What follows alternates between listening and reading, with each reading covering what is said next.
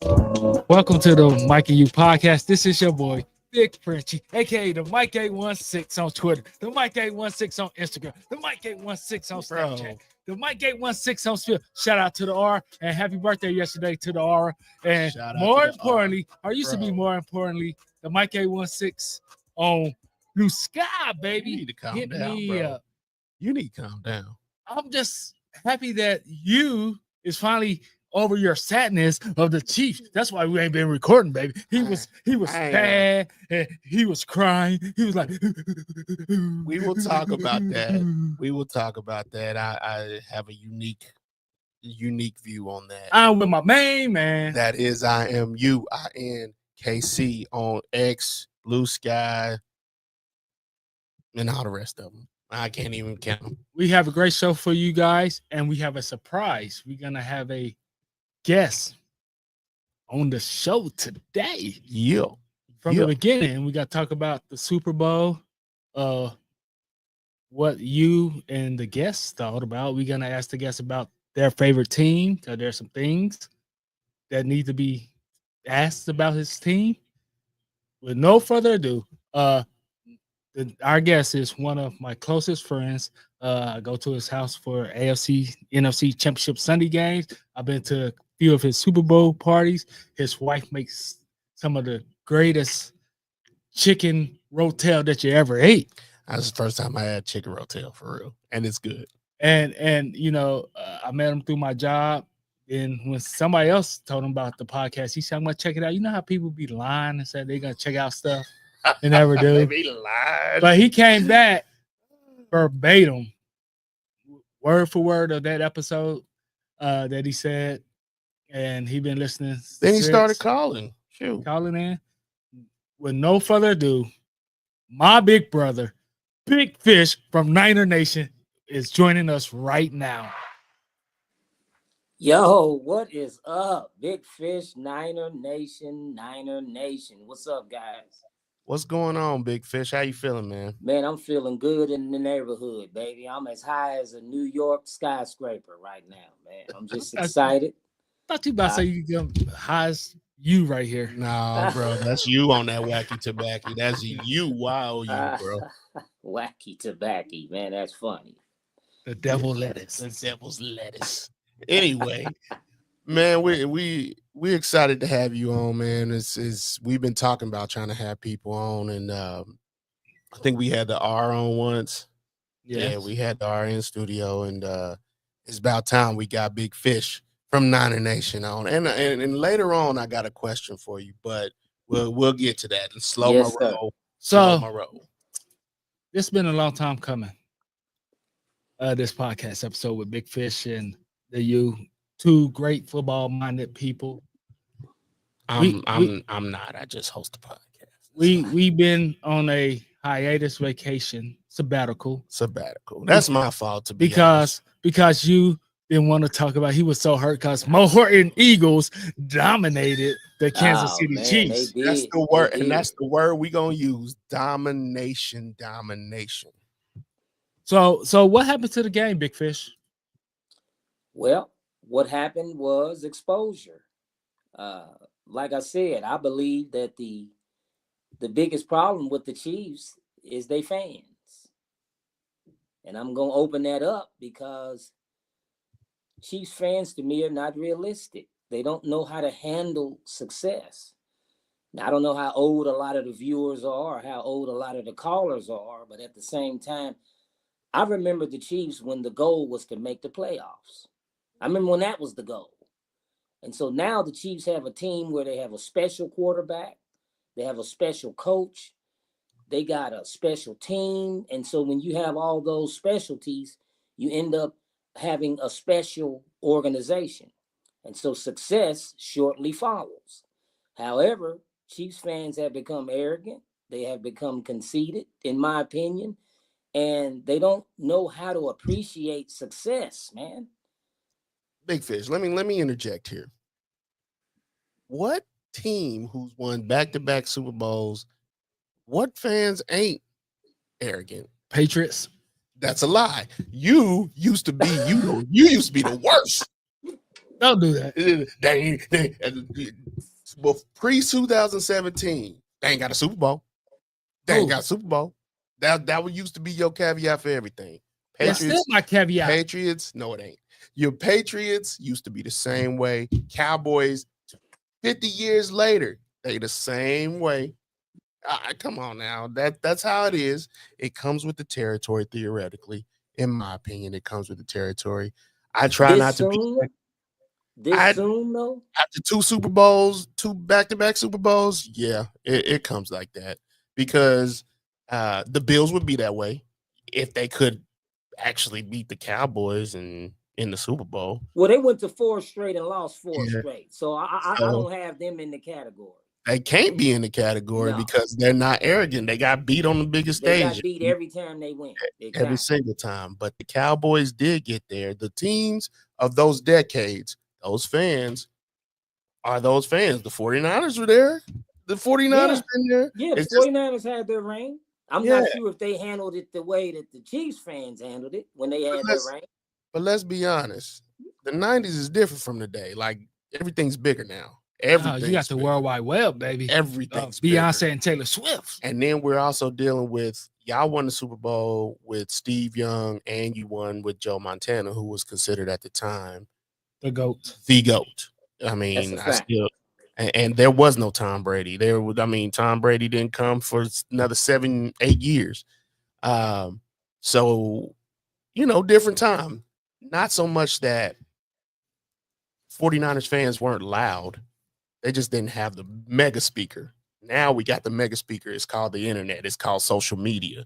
And so it tends to be a little bit louder than normal, which is cool because now I don't have to hear, like, if the Cowboys fans won in this era, it'd be really bad. So I'm very glad that it's not like that. Let me ask you a question. What's up? Before the Super Bowl, you was bald headed like Big Frenchie hair. Now you got an afro. So, what is your take on the game? See, here's the hair situation. He's frotastic. I switched shifts. I switched shifts at the beginning of the year, and I ain't had time to schedule nothing. Like kids. Is that what you going with? The kids being sick, the whole 9. Your take on the game? My take on the game. Andy Reid was arrogant. Yeah. What you mean? Yeah.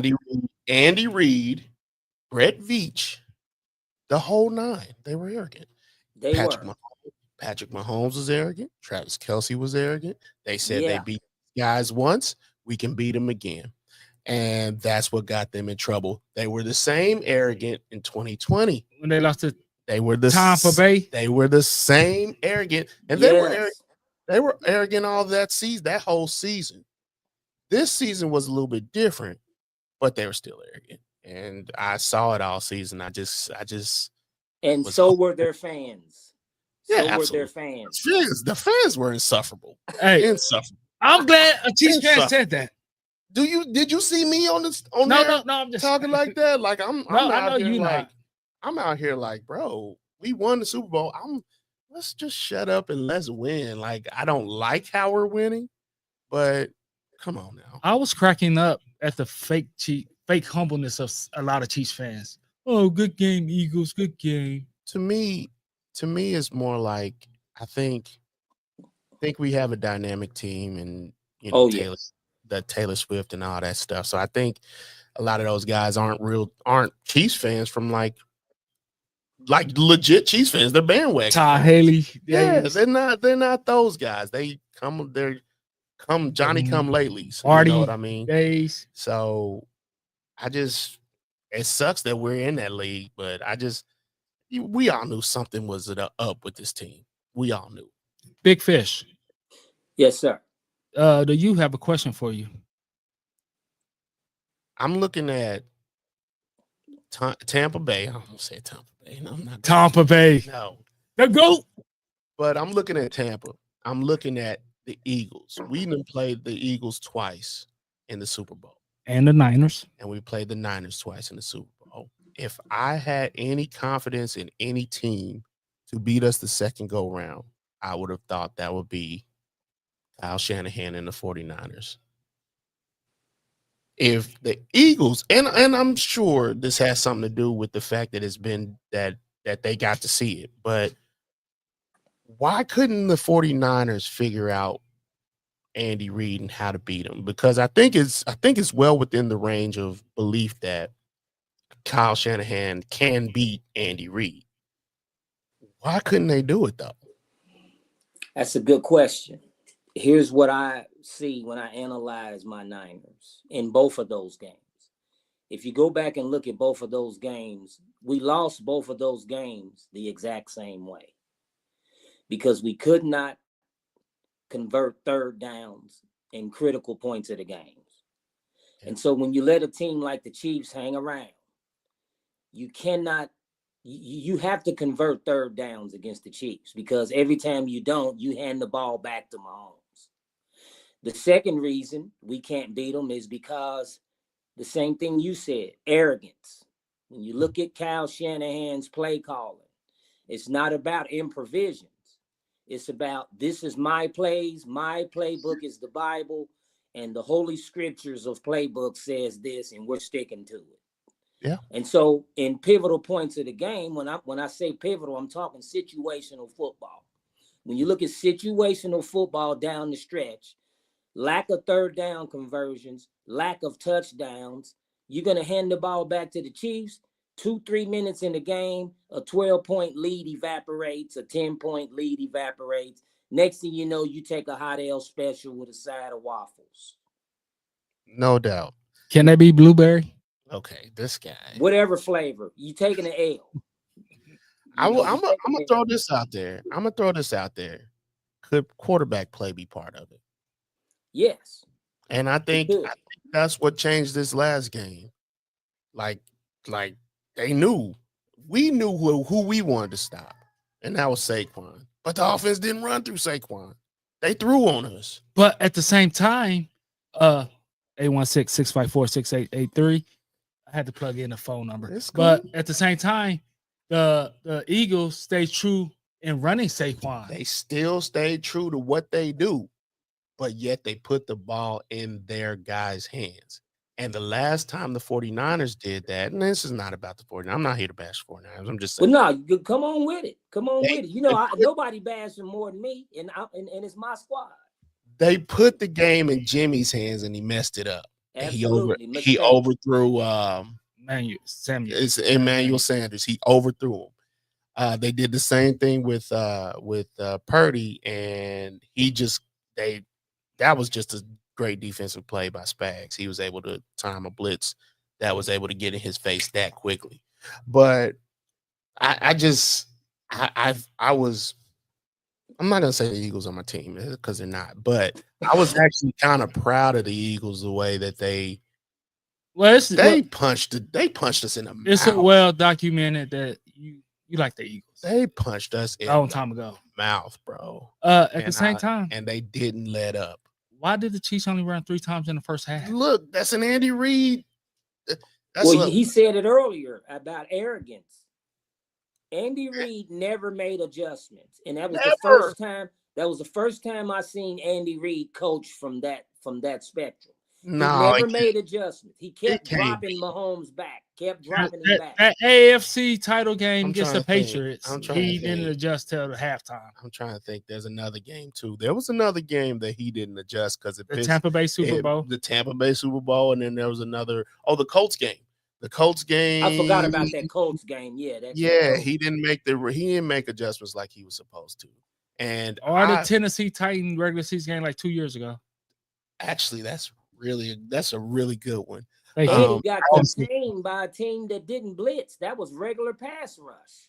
4 guys all game. That was regular pass rush. And that's why I was worried about this game, because we had Joe Thuney and his shorter arms against these guys who've played together for over 4 years now. They played together in Georgia.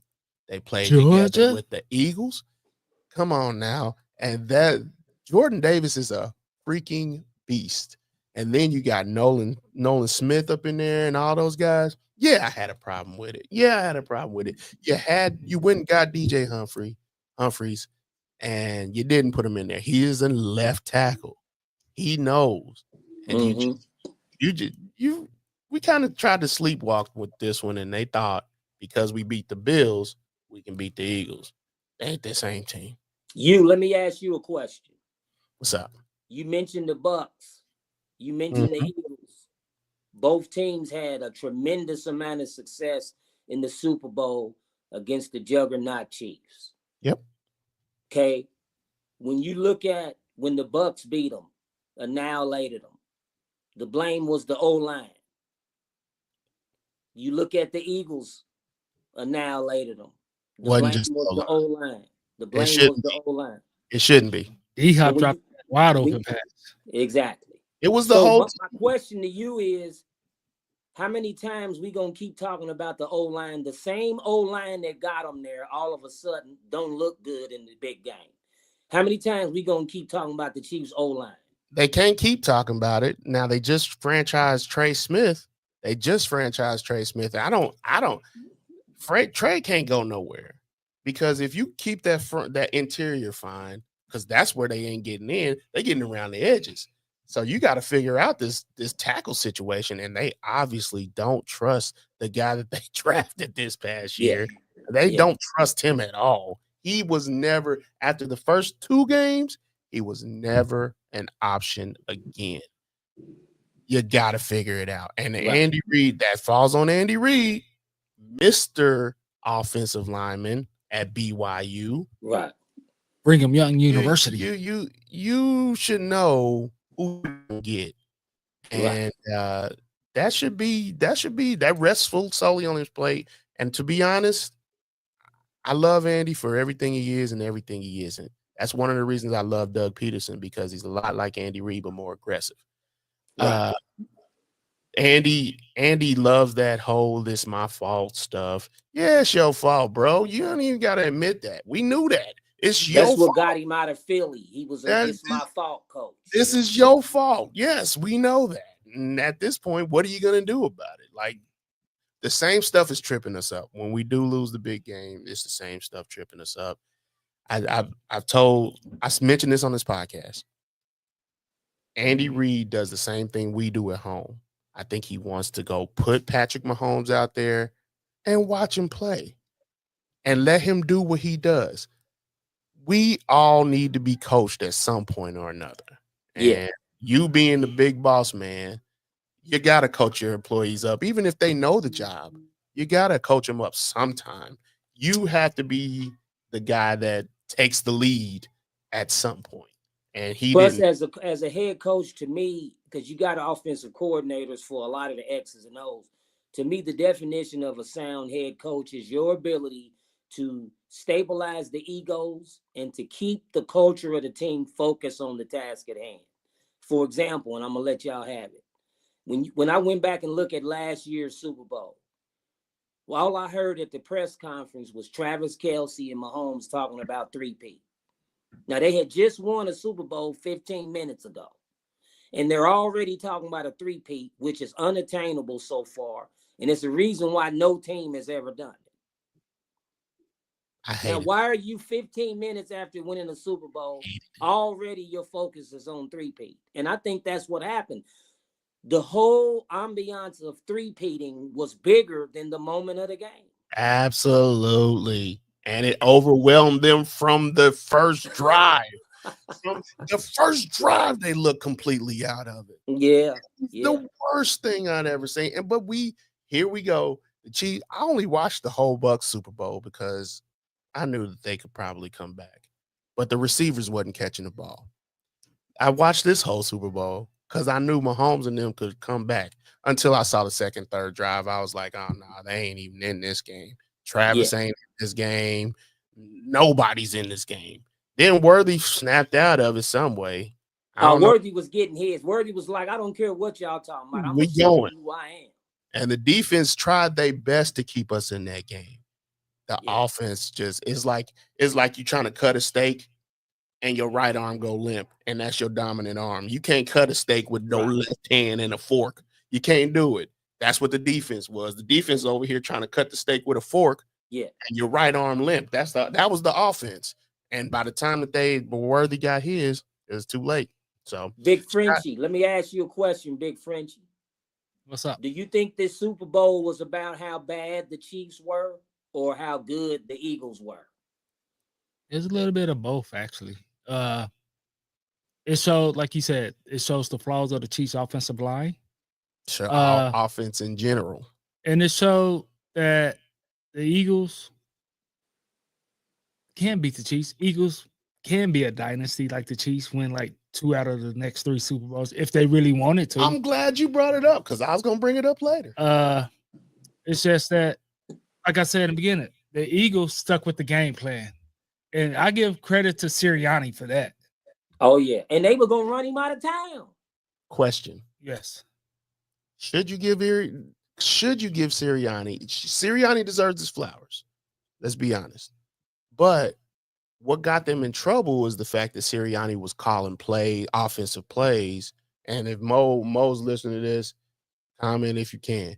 But Sirianni was getting a little bit ahead of himself back in the day. That's what almost got him fired. It was his ego. It was his ego, no doubt. You saw his ego come from here to here this season. And they got an offensive coordinator that could do his job. They got a defensive coordinator that could do his job. Both guys, head coach minded types, so they can run that offense. He can worry about everything else. And I believe his humbling himself is what elevated him this game. I really truly believe that. Yeah, and they had the right pieces in place. You know what I mean? I just saw a team that was more focused than the team that lost to the Chiefs by 3. Yeah. And to me, part of the reason is because Sirianni's personality. I noticed it dumped into the team this time. There it is. And I think Jalen Hurts played his best game. Jalen Hurts was he did what I think every other quarterback didn't do, was try to outplay Patrick Mahomes. He didn't. He took the runs when he had to take the runs. Absolutely. He played his game. They still, like I said, like most of us would have gave up the run after Saquon wasn't getting nothing. Yeah. But they stayed with it. That's how the quarterback, that slant receiver, what's his name? Devontae? Bates. Yeah, the one that was catching all the ball. Was it AJ Brown? AJ, that's no, it wasn't AJ. It was the no-namer, the third one. I got it. The one that they traded for. Yeah, I can't remember his name. The one I actually kind of. Then he was down at the one side of the touchdown in the beginning. Yeah, I can't remember his name. Sorry. So I have to give my boy Sirianni his credits. But give me a switch right quick. So, Big Fish. Yes, sir. Brock Purdy worth $60 million, and Deebo wants a trade. What's up with the Niners? I think they should have let Deebo go last year. Remember, I said that on my takes, to position the team to get better. Here's why. Yes, Deebo's great. Yes, Deebo is a Swiss Army knife. But what Deebo has become is a locker room problem. His attitude has changed. He's a disgruntled player, and that could be contagious to the culture of your team. I think that they should have let him go last year. He's injured a lot. He's hurt majority of the time. I also think they should have let what's his name, Brandon Ayuk go chase money. They should have let him go. They should have let him go. And then to me, Brock Purdy, I won't say he's worth $60 million, but I will say I would say he's worth Jimmy G's money, like 35. Because when you look at Purdy up against the top quarterbacks, the eye test doesn't say he's worth it. When you watch him play, the eye test says no way. But he has been a great quarterback for the system that Kyle Shanahan has. You got to understand, Brock Purdy is a quarterback that's not going to challenge the system. If Shanahan says go out and do 3 cartwheels and throw it around your back, he's going to go out and do 3 cartwheels and throw it around his back. He's not going to edit. He's not going to do anything. And that's what Shanahan wants. And that's what he wants. He wants a yes man quarterback. To me, that theory, I'm glad you said that. Cause it remind me of you right here. He's saying that he wants to see a coach in the coach and the GM pick a new quarterback every 3 years or 4 years in the draft.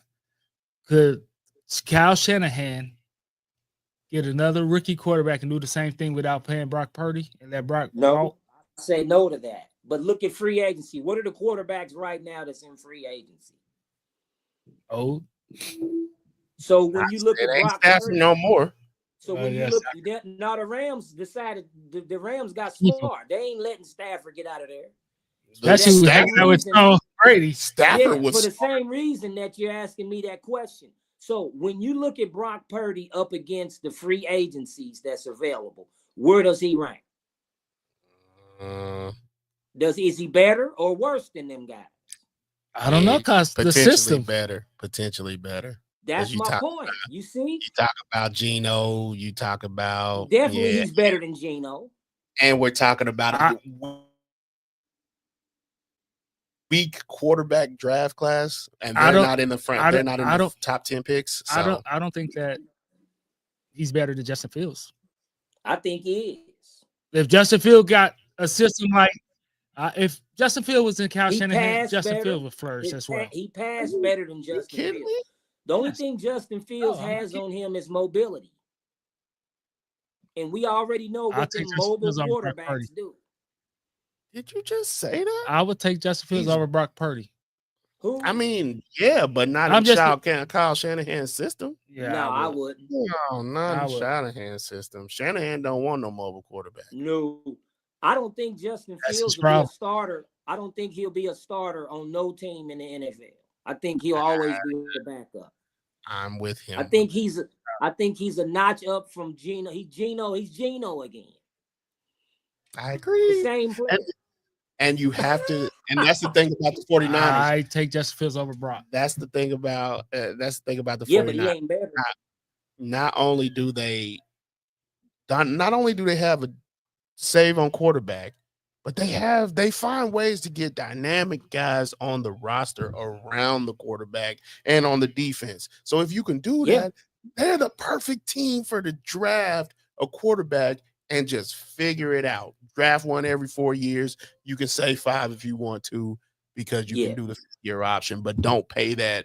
Don't pay those astronomical prices. You could be the one that bucks the trend of paying quarterbacks that you have no business paying, because you talking about paying Brock Purdy market rate, it's not going to work out. Let me ask you this. So did I answer your question? Not 60 million, but I say 35. Let me ask you this. Baker Mayfield money. Yeah. When will Shanahan and John Lynch be on the hot seat? I think they'll make the playoffs this year too. They'll make the playoffs this year. They always take that step back and they'll make the playoffs. Playoffs not good enough for San Francisco. I don't disagree. That's what I'm trying to see. No, playoffs not good. Playoffs not good for the Eagles now. The 49ers have the same standard as the Lakers have. When you become a Laker, that's a level of success where playoffs is not acceptable. Playoffs? Playoffs ain't acceptable, man. Especially when we went to 2. We had 2 opportunities to the same team, lost the same way. So you talking about hot seat? If Lynch doesn't make any changes, I think Shanahan is going to be there longer than Lynch. What's the hunt for? I do. I think the organization. I felt that they were tied at the hip, to be honest with you. I think Shanahan is Lynch's boss, not the other way around. You might be right. We need to get the Yorks on the phone. You might be right. Yeah, because you got to look at it this way. They went to the Super Bowl twice. Yeah. They've had 2 Super Bowl appearances in the past 5 years. Mm-hmm. Lost both of them. We lost with Deebo. We lost with Ayuk. We lost with Kittles. We lost with all them guys. Armstead and and we had the top roster on offense and defense in the league. And we still didn't get it done with all them guys. Who were all them guys? That was Lynch. Lynch brought them guys. Yeah, he did. You see, Shanahan is Lynch's boss. If Lynch don't fix it, he's gonna be out of there. They'll get a new GM before they get a new coach. Shanahan deserves what he's got right now. He's a great coach, but it's just that my way or the highway. Not really, not He's got willing to to. change that, man. Yeah, Until that he happens, Niners are really. going home. Mm, mm. They're So gonna where click their heels 3 times and say there's no place like home. who would you if you're Deebo, you got permission to seek a trade, where would you go? Man, I'm sorry. Deebo is turned to me. Deebo looks like what's the kid that left the Bills, went to the Houston Texans? Stephon Diggs. His best years are Absolutely. behind him. His best years are behind him. But go They ahead. are, man. They are. I'm glad you interjected because they are. I was So, trying to look for who I would compare him to. That's a good point. so where would you go if you're Deebo? I mean, he would have Whatever's Deebo would paying. have to go somewhere where he would be the key guy. That's his problem. Yeah. He's become a brand, which I'm going to bring that up.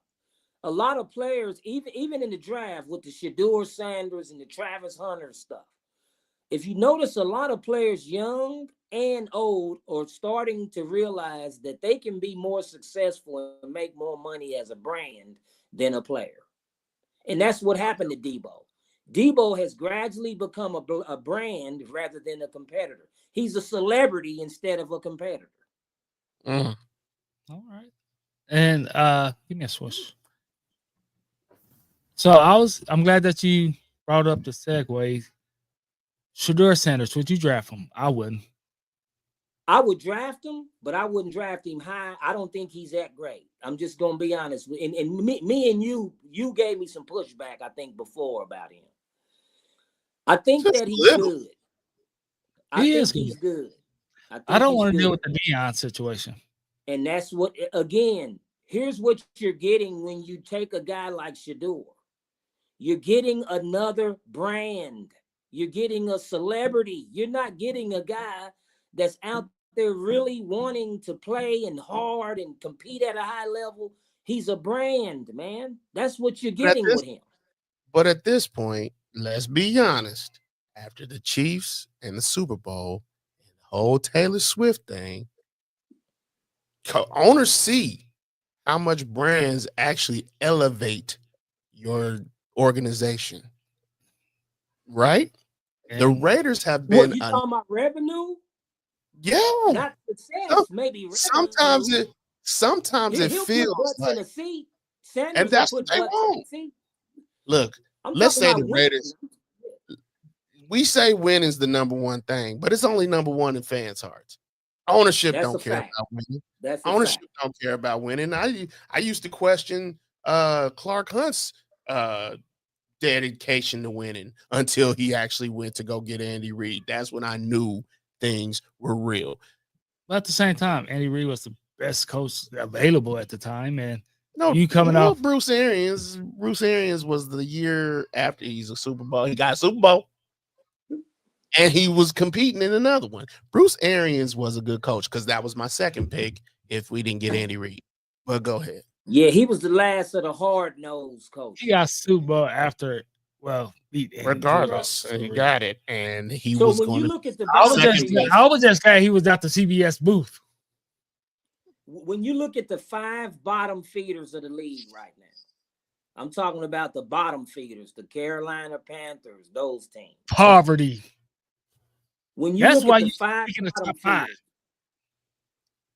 how many of those teams have a quarterback right now that's worse than that Shador Sanders is better than?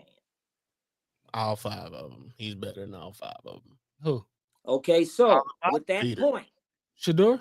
Shador's better than them. I don't know. Bryce Young stepped up last year, bro. Then I'm taking Shador every time. I'm not. I'm taking Shador every I'm time. not. I'm definitely bring taking the I'm Rolex with too. you. I'm taking taking him over Bryce Young. Bring the Rolex. I'm not taking him over Bryce I'm Young. over Bryce. I'm not taking him over Drake May, baby. Hey, shout out to Mo Horton. He made me see the light in Drake May. What I'm saying is exposure. That's why Dion is controlling where the boy goes. And I'm still shocked that they letting that happen. But as an I organization, ain't because of prime. It's who his dad is. It ain't because of his ability.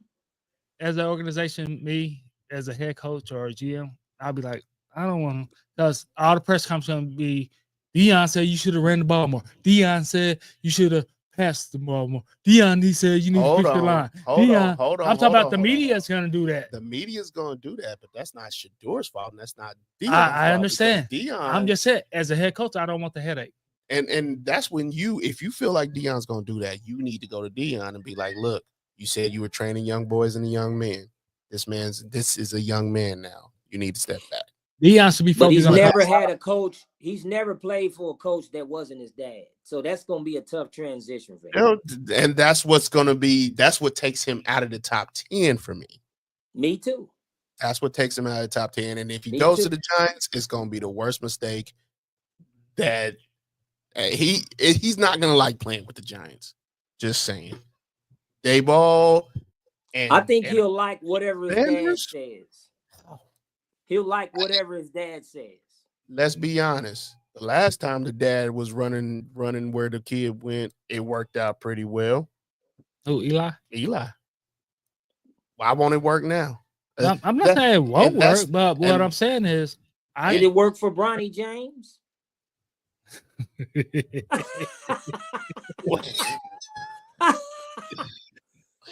But that's the only reason I'm for Deion being this way, because it worked for the Mannings, and y'all let the Mannings do it. Why can't Deion do it too?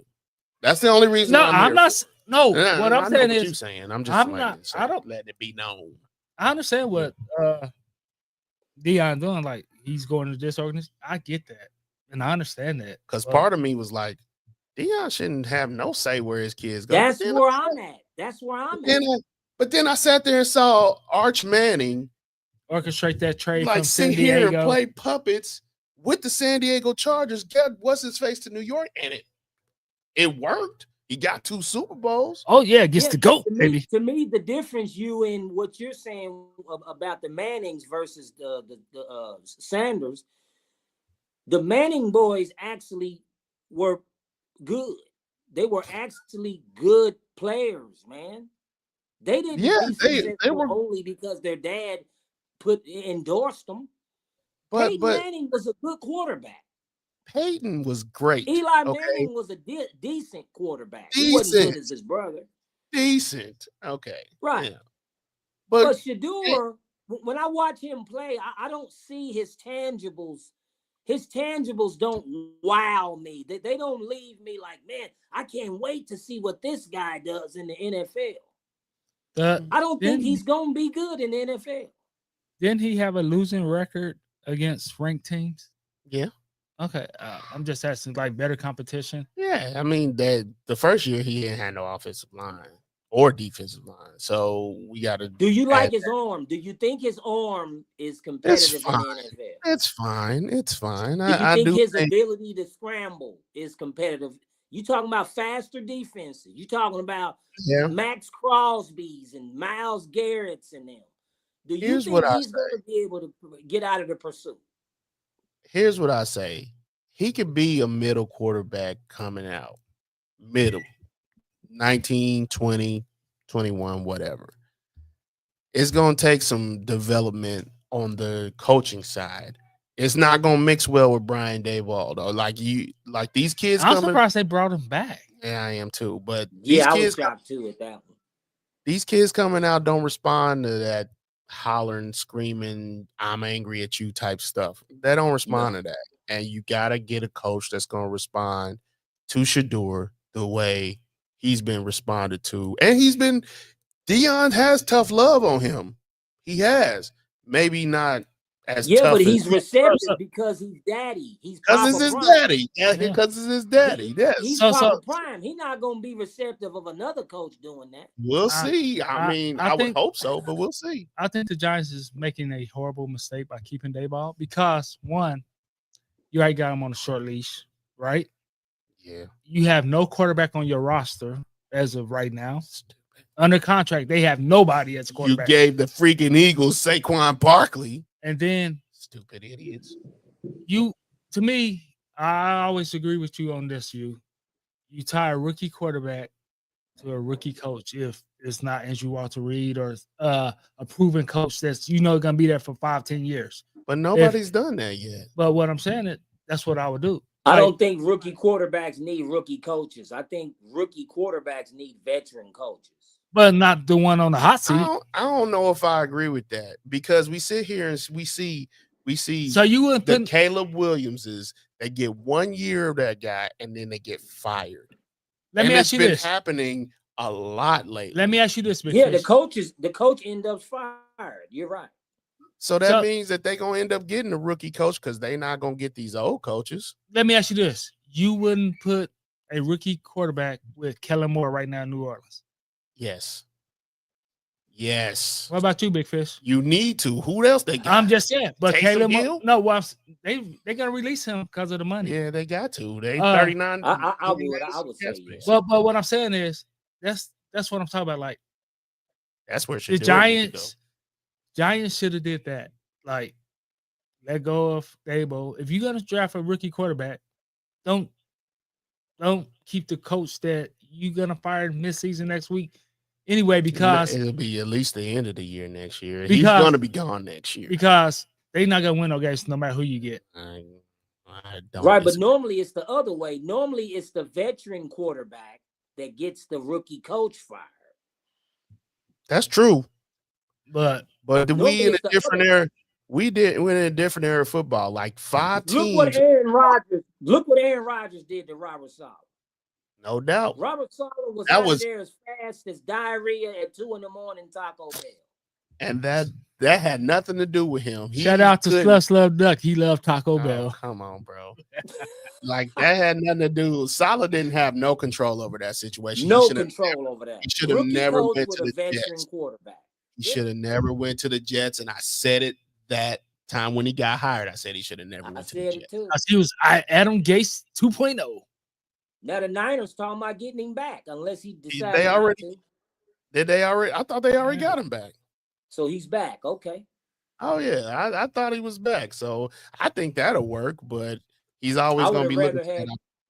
I would have rather had Pete Carroll as defensive coordinator. Pete was never going to be a defensive coordinator if he can get a head coach. Here's why: because Pete's old and Pete wouldn't have been looking for jobs. I think Robert Saleh's still going to be looking for another job. That's where we're going with this. And that's why I'm not a huge Nagy fan for the Chiefs, and I'm just doing a Chiefs cross comparison here. That's why Spags was so good with the Chiefs. That's why you get guys that ain't going to get that. You've already had your second chance. Bring those guys in that ain't going to get hired no more. Because let's be real, Nagy ain't getting another. I don't feel that Nagy's getting another job. And that's just college. I'd bring Peterson in, to be honest with you. I would bring him in as the co-offensive coordinator with Matt Nagy. That Nagy needs a co. He needs a co. Doug might go back to Philly. Doug ain't going back to Philly. If I'm Sirianni. No, Doug ain't going back to Philly. I'm Sirianni. I just lost Kellen Moore. Doug ain't going back to Philly. That's Taylor Swift down there. That's bad blood. She's a Philadelphia Eagle fan anyway. Not no more, she ain't. But there's bad blood between them. Talk to Mo about it. Me and him talked about it. Bad blood gets everybody who get fired, but they always come back. No, they don't. They always come back. Like Peterson ain't what's his face for the Denver Broncos. He ain't him. What's that black dude. Damn, how he came back, how he tucked his tail and came back. And he's like, I'm getting 2 checks from y'all now. That's true. I'm getting 2 checks. But he had the opportunity to go elsewhere. People were giving him options to come back and be their defensive coordinator, but he stayed in Denver. But yeah. All right, let's get to the voicemails. 816-654-6883. Big Fisher, Mike will still be on. Okay. I ain't gonna talk. I ain't gonna say nothing. All right. Hold on. That took me by surprise. Give me a second. Is some of them voicemails from the Super Bowl week? Like 3 weeks ago? I think all of them are. So we'll see.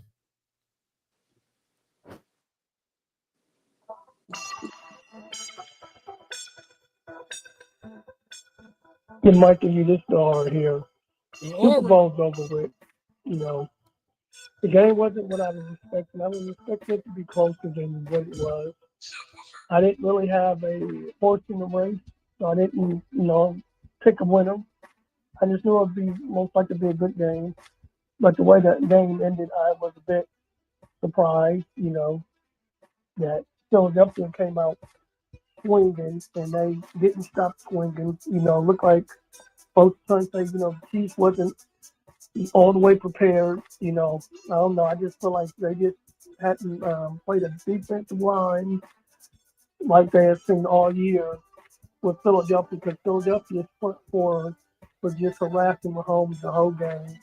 And then for the Chiefs to put their left guard and put him out at left tackle was a complete recipe for disaster. I don't know why they would even consider doing that. Knowing the guy that he's a guard, why you put him at left tackle? He was that left, these guys that tackles will get ate up the whole game. It's like Mahomes he was scared. He started getting gun shy out there. He started seeing ghosts out there. I was very surprised. He was rushing fast, he was hurrying, but that's no part of his own. It's just the line wasn't hooked up. They picked a mighty fine time to not show up. But, as you mentioned, Junior, you didn't believe the Chiefs would probably win. I feel doesn't want to see history again. Because many years ago, Terry Bradshaw said, no team will do what Pittsburgh did, win 4 Super Bowls in 6 years. And it's probably never going to happen. The Chiefs was closest to it happening. They didn't get it. Even the Patriots were close to trying to do it, and they couldn't do it. So the Steelers are still holding on to that record, 4 Super Bowls in 6 years. Offseason is now. Steelers need a new head coach. Mike Tomlin's way in over his head as a head coach. He done fired. They done let go defensive back coach and the linebacker coach. And the problem is the offensive coordinator and the offensive line coach. Go figure. We're a disaster. Don't worry about it. Till draft time. Peace, fellas. What's up, guys? This is Audience and One More Horton calling in with my take this week. Just wanted to just happy that we was able to complete the mission and win the Super Bowl. So happy for being an Eagles fan. It's only the second time this franchise won a Super Bowl. I've been a fan of this team since I been 4 years old, and just happy to get the job done. Just want to thank everybody over there. You and all the other Chiefs listeners. Being a worthy competitor. Just a good game, like I said on the call Fake last humble, week, that man. I Fake felt humble. like the game was going to come down to the trenches, come down to the offensive line versus defensive line on both teams, and I just felt like that's where the game was settled, and I say this all the time, and it is not a slight to the Chiefs at all. Actually, it's a compliment to the Chiefs that I feel like a lot of the time Chiefs win the game before the game even starts. They have that mystique, they have that intimidation factor with teams like the 49ers, with teams like the Ravens or the Bills or the Bengals, or especially when it comes to the playoffs. Worrying about we got to worry about this trick play from Andy Reid or these type of calls from Andy Reid, or worry about this type of blitz from Spag, letting teams dictate to them versus them dictating to the Chiefs. And I just felt like the guys learned from the last Super Bowl. I felt like they gained a lot of confidence from the regular season matchup that we had with them last year up in 2023, the 21-17 victory. I just felt like they came out there and they weren't intimidated. They came out there, not scared, not intimidated by the mystique. And they just played the game on their terms versus letting it be the other way around, like other teams have. They just took it to them versus waiting for the Chiefs to take it to them and them adjusting. So let's make the Chiefs adjust for a change. I think that was the difference in the game. So, but hats off to everybody over there, Chiefs Kingdom. Still your boys are still cool and everything, but it just was a good game overall. for the Eagles. And I'm just happy that we're able to capitalize and take advantage of the opportunity. It's hard to get to the Super Bowl. It's very difficult. It's not an easy thing to do. You know, the Chiefs and the Patriots made it look very easy over the last 20 years, but it's very difficult to get there, and it's even more difficult to win it. So to take advantage of the opportunity, it means everything. I'm just happy. I'm about to get ready to just landing from coming from Philly from the parade. So I'm just happy that it was a great game for us. Thank you guys for letting me call. Appreciate it. Take it easy. Look at that brag. Just got landed. He deserved to brag a little bit. They beat us. What it do? What it do?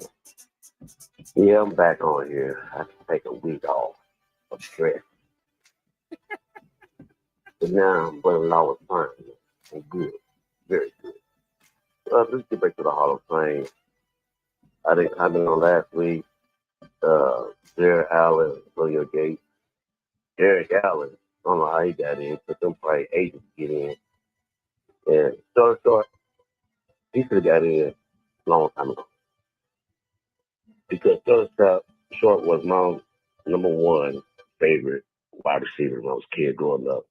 And Rice was number two. You can go back and forth who's one or two between those two.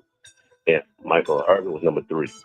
But he has suffered an injury in the game where he could have been paralyzed. And finally he's in. I'm happy for him. And that's what I'm going to say about that. Patrick Mahomes' daddy want to fight somebody. I think.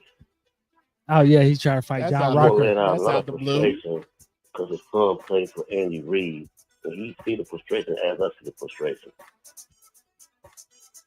If you don't go in that ring to fight some guy, whatever, hey, and get knocked out, hey, good for him. I mean, he ain't gonna win any damn way, so you know. Let him go in there and get You his seen head that though, bashed right? in. You know what I'm saying?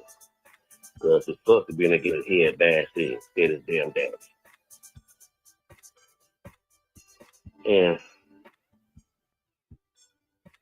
I'll go ahead and let the Eagles have this football. They get their last one in many years to come. I don't It know was a gimme about that. game. I don't know Don't about matter that. who affects the Detroit Lions, doesn't matter who affects some other teams. They would have still lost. And I like to credit my defense all year. They're not the problem. They did good. Special teams did okay. But my offense, it's a lot of folks going in that damn toilet bowl this morning. Yeah, a whole lot. Just a few, maybe. Just a few. Okay. Who's going in the toilet bowl this morning? Ain't gonna be in that mud till preseason. Nah, get with that. Yeah, preseason. First runner-up is Andy Reid and his office coordinators. For some reason, when the enemy was office coordinator, nobody never mentioned about who's calling plays. But now it says Matt Nagy is in there. Somebody's still not saying who's calling plays. So this is the racial discrimination that I hate in Kansas City and these announcers, whatever, or even people be in the booth talking. You know what I'm saying? And I got zero tolerance of racism. So, Andy Reid, coaching staff, Patrick Mahomes, Pacheco,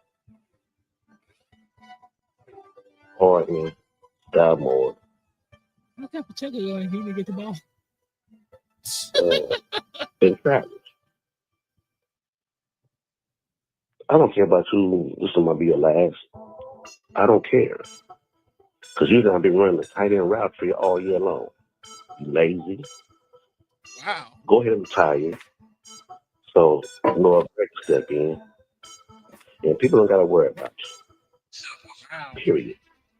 You the Swifties can go on about your merry ass fucking way. And Tell us how you really feel. y'all want to walk on the offensive line not going. Because it's the offensive line fault. We won back-to-back Super Bowl with that same offensive line.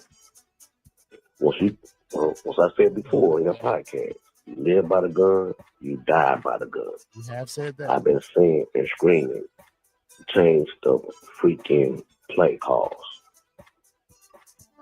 And they never did. That team played for Vegas. It took the damn safety against the damn Texans, and you was already, you could put the goddamn ball away. So I told all the Eagle fans on these platforms that look at the face of game. Game did nothing. This is the house. You don't bring the house in a regular season. You get to the final freaking game, then we lose. So y'all didn't win nothing. So I'm gonna go ahead and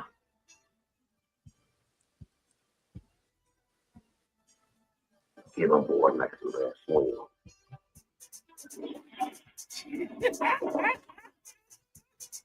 Brother. Was that the toilet bowl flush? Yes, that's exactly what it was. Because this damn offense, Checo, he's I really don't like him because he got tunnel vision. He like he running for, but he ain't going nowhere.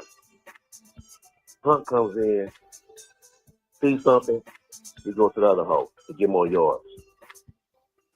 So, D-Hop was being used. He's a very smart guy, been here for 12 years, and you can't feed his man the ball. Even though he missed that one catch, but you can't catch them all. But other than that, they used him wrong. They knew how to play the deep spread offense by playing the passing lane. That's all they had. That's all you gotta do. The shotgun formation. You know, it ain't the Lions' fault. They got back-to-back Super Bowls and 3 peaks. It ain't the team figuring what the Chiefs want to do on offense. I do what they want to do on offense. I'm on my uncle's house screaming, get under the center. It took their ass 3 damn quarters to finalize that, hey, just get under the center and throw going to get a touchdown. Why they got that touchdown? Because the linebackers went for the play action towards the damn left-hand side on that play. They got them out the passing lane. For the ones that don't know football. Oh, what happened? The one that don't know football. His phone might have flushed in the toilet bowl. There Right, it is. shit. That's why you got multiple There it play is. formation. Switch up. Get your players to move out certain spots. And we did not do that. So that's why I say it's rigged. We were not supposed to win. I'm cool with that. This is how we lost. That's the obvious part. So I will be getting an extra cap around free agency. I'll let y'all know what my handle will be. Brother-in-law Tim And on X. I'm trying to get back D-Hop back here for a full season. Hollywood Brown and Clean Hunt. No. I give my credit to them because they did their job for real. And Washington wasn't nowhere to be found. Shit. Hope he's gone. So I will be in training camp with a sign. I want to say change the effing play call, but it'll be kids there. I'm going to say, I could be polite this time. I'm going to say, please, no more spread formation. You Y'all hate got to spread add deep information. in that formation. So I'm letting the Reed see it. Hope his fat ass walk his ass over to me, and we can have a man-to-man discussion about changing the damn play call. It wasn't the line. Yeah, it wasn't the line. The offensive line fault at all. You know, they reached the gap, out-coached by defense coordinator. So,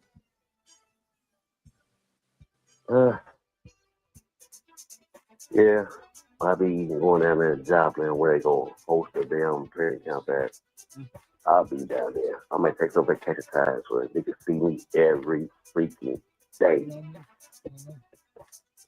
every day they're gonna see that sign in a black ink marker going across 15. That means that you keep doing that same formation, nigga get killed back there. Period. No matter who you gonna get. So see you next time. Talk to you next time. Be safe. Thanks for calling the Aura, Mo Horton, and Brother Law 10 with the sumo package, baby. Man, I'm gonna have to call Mo Horton, man. Shout out to the Eagles. No NFL team had more black quarterbacks starting. Yeah. They had 415 starts between Donovan McNabb, your boy, the cheesecake guy, Vince Young, Jalen Hurts, Michael Vick, Randall Cunningham, and Rodney Peete. What you mean? The cheesecake? My guy? Yeah, Vince Young. That is Longhorn. Oh my God. Big Fish, remember Vince Young, don't you? Of course, I remember him, man. Beat USC. The best, Yeah, he best did. Rose Bowl performance there ever was, theoretically.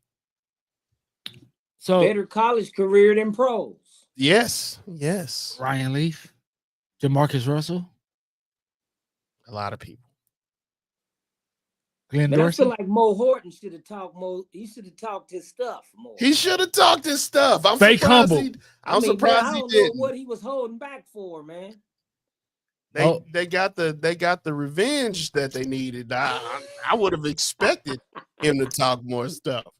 Oh, now when your 49ers win, I don't want to hear that humble stuff. Nah, you know it ain't gonna happen with me. I took 2 hot L specials from the Chiefs. Oh man, they man. put ketchup on the first one and hot sauce on the second. Oh. I can't get out of the red sauce with them Chiefs, man. But we thank you for being on the show today, Big Fish. We Man. definitely have to do it again.